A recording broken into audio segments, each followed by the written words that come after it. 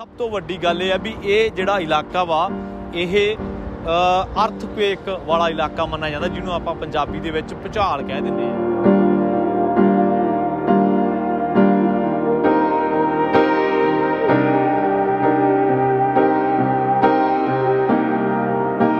ਇਲਾਕਾ ਵਾ ਪਹਿਲਾਂ ਇੱਥੇ ਫੈਰੀ ਹੁੰਦੀ ਸੀ, ਕਿਸ਼ਤੀਆਂ ਹੁੰਦੀਆਂ ਸੀਗੀਆਂ, ਪਰ ਜਦੋਂ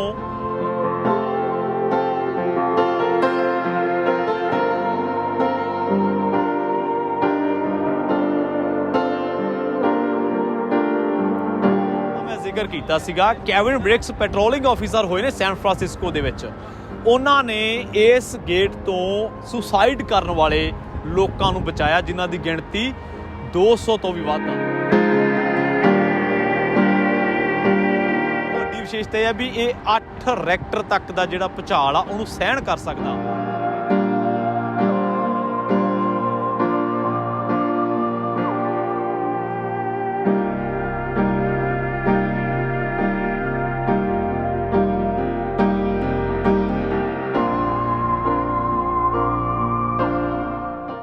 ਪੰਜਾਬੀ ਰੇਡੀਓ USA ਦੇ ਫੇਸਬੁੱਕ ਪੇਜ ਤੇ YouTube ਚੈਨਲ ਤੇ ਜੁੜੇ ਹੋਏ ਸਾਰੇ ਹੀ ਦਰਸ਼ਕਾਂ ਦਾ ਸਵਾਗਤ ਹੈ। ਸਾਰਿਆਂ ਨੂੰ ਪਿਆਰ ਭਰੀ ਸਤਿ ਸ਼੍ਰੀ ਅਕਾਲ।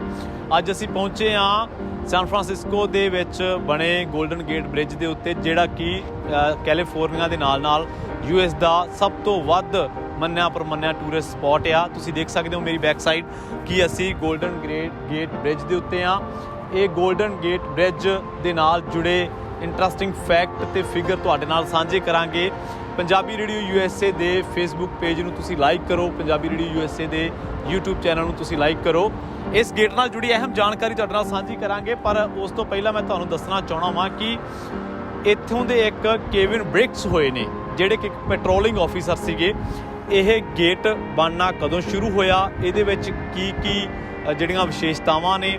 ਸਭ ਤੋਂ ਵੱਡੀ ਗੱਲ ਇਹ ਹੈ ਵੀ ਇਹ ਜਿਹੜਾ ਇਲਾਕਾ ਵਾ ਇਹ ਅਰਥਕੁਏਕ ਵਾਲਾ ਇਲਾਕਾ ਮੰਨਿਆ ਜਾਂਦਾ, ਜਿਹਨੂੰ ਆਪਾਂ ਪੰਜਾਬੀ ਦੇ ਵਿੱਚ ਭੂਚਾਲ ਕਹਿ ਦਿੰਦੇ ਹਾਂ, ਜਾਂ ਉਹ ਇਲਾਕਾ ਮੰਨਿਆ ਜਾਂਦਾ। ਇਸ ਕਰਕੇ ਇਹ ਜਿਹੜੀ ਗੇਟ ਦੀ ਵਿਸ਼ੇਸ਼ਤਾ ਹੈ ਗੋਲਡਨ ਗੇਟ ਬ੍ਰਿਜ ਦੀ, ਸਭ ਤੋਂ ਵੱਡੀ ਵਿਸ਼ੇਸ਼ਤਾ ਇਹ ਹੈ ਵੀ ਇਹ 8 ਰੈਕਟਰ ਤੱਕ ਦਾ ਜਿਹੜਾ ਭੂਚਾਲ ਆ ਉਹਨੂੰ ਸਹਿਣ ਕਰ ਸਕਦਾ। 800 ਤੋਂ ਵੱਧ ਕਿਲੋਮੀਟਰ ਦੀਆਂ ਸਪੀਡ ਨਾਲ ਵਗਦੀਆਂ ਹਵਾਵਾਂ ਵੀ ਇਹਨੂੰ ਹਿਲਾ ਨਹੀਂ ਸਕਦੀਆਂ। ਇਹੋ ਜਿਹੀ ਸਮਰੱਥਾ ਜਿਹੜੀ ਹੈ, ਟੈਕਨੀਕਲੀ ਇੰਨਾ ਕੁ ਸਮਰੱਥ ਹੈ, ਕਿਉਂਕਿ ਜਿਓਗ੍ਰਾਫੀਕਲੀ ਭੂਗੋਲਿਕ ਤੌਰ ਤੇ ਇਹ ਖਿੱਤਾ ਜਿਹੜਾ ਉਹ ਐਸਾ ਹੈ ਕਿ ਇੱਥੇ ਇਹੋ ਜਿਹੀਆਂ ਕੁਦਰਤੀ ਵਿਪਤਾਵਾਂ ਜਾਂ ਕੁਦਰਤੀ ਜਿਹੜੀਆਂ ਆਫਤਾਂ ਨੇ ਉਹ ਇਹਨਾਂ ਚੀਜ਼ਾਂ ਨੂੰ ਜ਼ਿਆਦਾ ਪ੍ਰਭਾਵਿਤ ਕਰਦੀਆਂ ਨੇ। ਇੱਕ ਤਾਂ ਇਲਾਕਾ ਜਿਹੜਾ ਵਾ ਉਹ ਪਹਾੜੀਆਂ ਦੇ ਨਾਲ ਘਿਰਿਆ ਹੋਇਆ, ਤੇ ਦੂਜਾ ਇਹ ਆ ਵੀ ਜਿਹੜਾ ਪੈਸੀਫਿਕ ਓਸ਼ੀਅਨ ਆ, ਜਿਹੜਾ ਪ੍ਰਸ਼ਾਂਤ ਮਹਾਸਾਗਰ ਆ, ਉਹ ਇੱਥੇ ਸੈਨ ਫਰਾਂਸਿਸਕੋ ਬੇ ਦੇ ਨਾਲ ਆ ਕੇ ਕਨੈਕਟ ਹੋ ਜਾਂਦਾ। ਸੋ ਅਸੀਂ ਹੋਰ ਵੀ ਕਈ ਅਹਿਮ ਜਾਣਕਾਰੀਆਂ ਤੁਹਾਡੇ ਨਾਲ ਸਾਂਝੀਆਂ ਕਰਾਂਗੇ, ਪਰ ਅੱਜ ਦਾ ਜਿਹੜਾ ਪੰਜਾਬੀ ਰੇਡੀਓ US ਦਾ ਟੂਰ ਆ ਉਹ ਤੁਹਾਨੂੰ ਸਿਰਫ ਗੋਲਡਨ ਗੇਟ ਬ੍ਰਿਜ ਦੀਆਂ ਕੀ ਵਿਸ਼ੇਸ਼ਤਾਵਾਂ ਨੇ ਉਸ ਬਾਬਤ ਦੱਸਣ ਦੇ ਲਈ ਆ। ਅਸੀਂ ਇਹੋ ਜਿਹੇ ਟੂਰ ਅਮਰੀਕਾ ਦੇ ਹੋਰ ਵੀ ਟੂਰਿਸਟ ਸਪੌਟ ਦੇ ਉੱਤੇ ਕਰਦੇ ਰਹਾਂਗੇ। ਤੁਸੀਂ ਪੰਜਾਬੀ ਰੇਡੀਓ US ਦੇ ਨਾਲ ਇਸੇ ਤਰ੍ਹਾਂ ਜੁੜੇ ਰਹੋ, ਕਈ ਹੋਰ ਅਹਿਮ ਜਾਣਕਾਰੀਆਂ ਵੀ ਤੁਹਾਡੇ ਨਾਲ ਸਾਂਝੀਆਂ ਕਰਦੇ ਹਾਂ।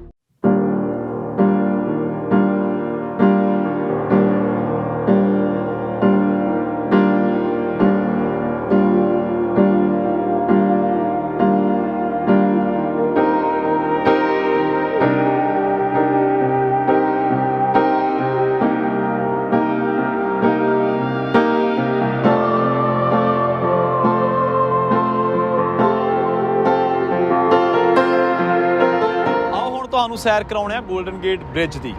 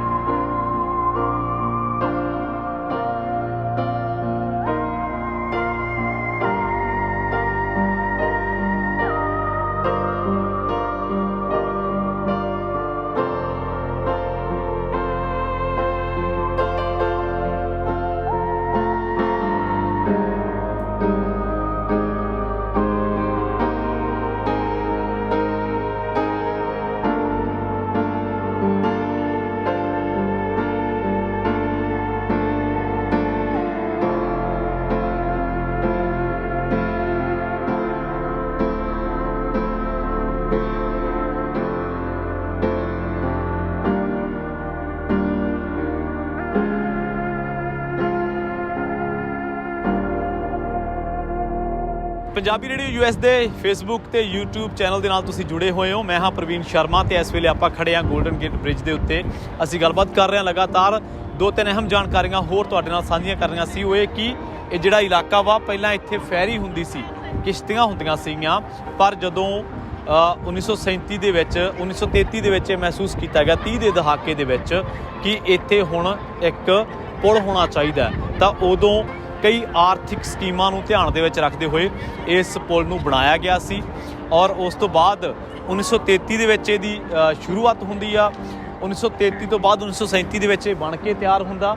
1937 ਦੇ ਵਿੱਚ ਜਦੋਂ ਬਣ ਕੇ ਤਿਆਰ ਹੁੰਦਾ ਤੇ ਉਦੋਂ ਫਿਰ ਸੈਨ ਫਰਾਂਸਿਸਕੋ ਦਾ ਜਿਹੜਾ ਇਲਾਕਾ ਵਾ ਇਹਨੂੰ ਵਪਾਰਕ ਤੌਰ ਤੇ ਬਹੁਤ ਸਾਰਾ ਹੁਲਾਰਾ ਮਿਲਦਾ। ਕੇਵਿਨ ਬ੍ਰਿਕਸ ਦਾ ਮੈਂ ਜ਼ਿਕਰ ਕੀਤਾ ਸੀਗਾ। ਕੇਵਿਨ ਬ੍ਰਿਕਸ ਪੈਟਰੋਲਿੰਗ ਆਫੀਸਰ ਹੋਏ ਨੇ ਸੈਨ ਫਰਾਂਸਿਸਕੋ ਦੇ ਵਿੱਚ। ਉਹਨਾਂ ਨੇ ਇਸ ਗੇਟ ਤੋਂ ਸੁਸਾਈਡ ਕਰਨ ਵਾਲੇ ਲੋਕਾਂ ਨੂੰ ਬਚਾਇਆ, ਜਿਨ੍ਹਾਂ ਦੀ ਗਿਣਤੀ 200 ਤੋਂ ਵੀ ਵੱਧ ਆ। 200 ਤੋਂ ਵੱਧ ਲੋਕ ਜਿਹੜੇ ਕਿ ਉੱਥੇ ਖੜ ਕੇ ਸੁਸਾਈਡ ਕਰਦੇ ਸੀਗੇ।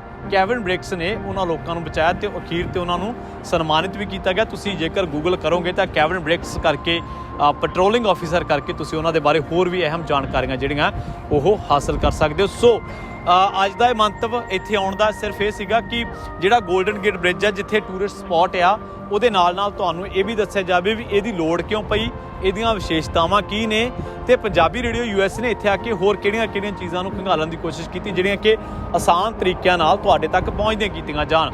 ਇਹ ਗੱਲ ਦਾ ਹੋਰ ਖਾਸ ਖਿਆਲ ਰੱਖਣਾ ਹੈ ਕਿ ਤੁਸੀਂ ਕਿਸੇ ਵੀ ਮੌਸਮ ਦੇ ਵਿੱਚ ਆਓ ਤਾਂ ਉਸ ਮੌਸਮ ਦੇ ਵਿੱਚ ਜਿਹੜੀਆਂ ਸਾਵਧਾਨੀਆਂ ਵਰਤਣੀਆਂ। ਤੁਸੀਂ ਧੁੰਦ ਦੇ ਮੌਸਮ ਦੇ ਵਿੱਚ ਆਓਗੇ, ਹਾਲਾਂਕਿ ਇੱਥੇ ਹਰ ਇੱਕ ਤਰ੍ਹਾਂ ਦੀ ਜਿਹੜੀ ਵਿਸ਼ੇਸ਼ਤਾ ਇਸ ਗੇਟ ਦੀ ਹੈਗੀ ਆ, ਬਟ ਜਦੋਂ ਵੀ ਤੁਸੀਂ ਇੱਥੇ ਆਓਗੇ ਤਾਂ ਉਸ ਮੌਸਮ ਨੂੰ ਧਿਆਨ ਦੇ ਵਿੱਚ ਰੱਖਦੇ ਹੋਏ ਉਸ ਤਰ੍ਹਾਂ ਦੀਆਂ ਸਾਵਧਾਨੀਆਂ ਤੁਹਾਨੂੰ ਵਰਤਣੀਆਂ ਪੈਣਗੀਆਂ। ਪੰਜਾਬੀ ਰੇਡੀਓ ਯੂਐਸ ਦੇ ਫੇਸਬੁੱਕ ਪੇਜ ਤੇ YouTube ਚੈਨਲ ਤੇ ਤੁਸੀਂ ਇਸੇ ਤਰ੍ਹਾਂ ਜੁੜੇ ਰਹੋ। ਅਸੀਂ ਇਸੇ ਤਰ੍ਹਾਂ ਤੁਹਾਡੇ ਨਾਲ ਹੋਰ ਅਹਿਮ ਜਾਣਕਾਰੀਆਂ ਸਾਂਝੀਆਂ ਕਰਦੇ ਰਹਾਂਗੇ। ਤੁਹਾਡੇ ਨਾਲ ਕੈਲੀਫੋਰਨੀਆ ਦੇ ਵੱਖ-ਵੱਖ ਹਿੱਸਿਆਂ ਦੇ ਵਿੱਚੋਂ ਪੰਜਾਬੀ ਭਾਈਚਾਰੇ ਨਾਲ ਜੁੜੀਆਂ ਹੋਰ ਵੀ ਕਈ ਅਹਿਮ ਜਾਣਕਾਰੀਆਂ ਸਾਂਝੀਆਂ ਕਰਾਂਗੇ। ਤੁਹਾਡਾ ਸਾਰਿਆਂ ਦਾ ਬਹੁਤ-ਬਹੁਤ ਧੰਨਵਾਦ। ਪੰਜਾਬੀ ਰੇਡੀਓ ਯੂਐਸਏ ਦਾ ਫੇਸਬੁੱਕ ਪੇਜ ਲਾਈਕ ਕਰ ਲਓ। ਪੰਜਾਬੀ ਰੇਡੀਓ ਯੂਐਸਏ ਦਾ YouTube ਚੈਨਲ ਵੀ ਤੁਸੀਂ ਸਬਸਕ੍ਰਾਈਬ ਕਰ ਲਓ ਤੇ ਜਾਂਦੇ ਬੈਲ ਆਈਕਨ ਦਬਾਉਣਾ ਨਾ ਭੁੱਲਿਓ। ਮਿਲਦੇ ਹਾਂ ਅਗਲੀ ਵੀਡੀਓ ਦੇ ਵਿੱਚ। ਬਹੁਤ-ਬਹੁਤ ਧੰਨਵਾਦ। ਸਤਿ ਸ਼੍ਰੀ ਅਕਾਲ।